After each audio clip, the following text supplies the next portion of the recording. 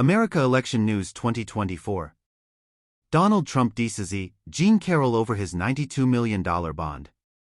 Donald Trump, who posted bond to cover the cost of a defamation ruling against him earlier this year, has been the target of mockery from Jean Carroll.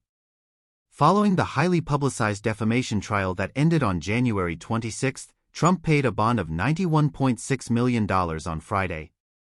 The verdict went in favor of Carroll. 9 months after the ex-president was found guilty of sexually assaulting her in a dressing room at a department store in the mid-1990s, the decision was made. Carroll would be protected from having to pay the writer the $83.3 million verdict if he lost his appeal thanks to the bond from Federal Insurance Company. Outside of regular business hours, Newsweek used Trump's website contact form to reach out to him for comment. But Carroll, who is 80 years old, doesn't seem too down about it. In a post she named Surprise, on her Ask Jean blog, she included a screenshot of the motion that validates Trump's bond. This bond spares Robbie the inconvenience of showing up with U.S. Marshals on Monday to do so, Carroll wrote, even though the illustrious Robbie Kaplan is powerful enough to take a golden toilet out of the floor of Trump Tower and throw it through the window. In Carroll's trial against Trump, Roberta Kaplan was her lawyer. On Thursday, a federal judge in Manhattan, New York, rejected Trump's motion to postpone the payment deadline for the $83.3 million that he owes Carroll. Trump must now post bond. This is all because Mr. Trump has been dragging his feet, Judge Lewis A. Kaplan said.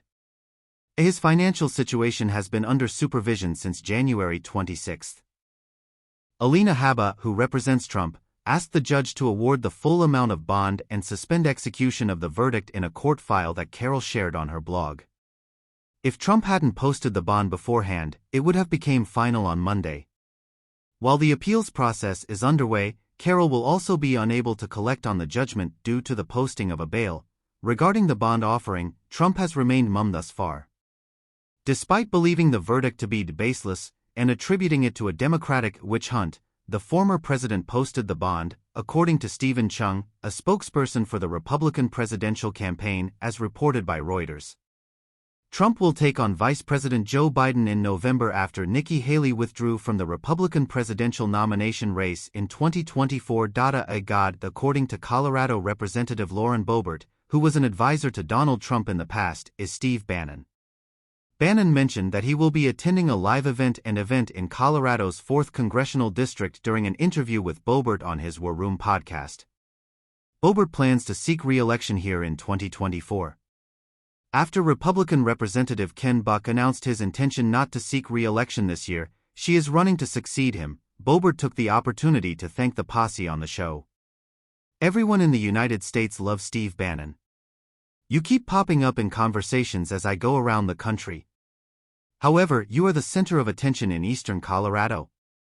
Perhaps you are their god with an apostrophe. Boebert went on to say that the 4th District is going to be thrilled to see you in person since everyone there is so delighted by everything that you are doing. Newsweek reached out to Boebert via email outside of regular business hours to request a comment.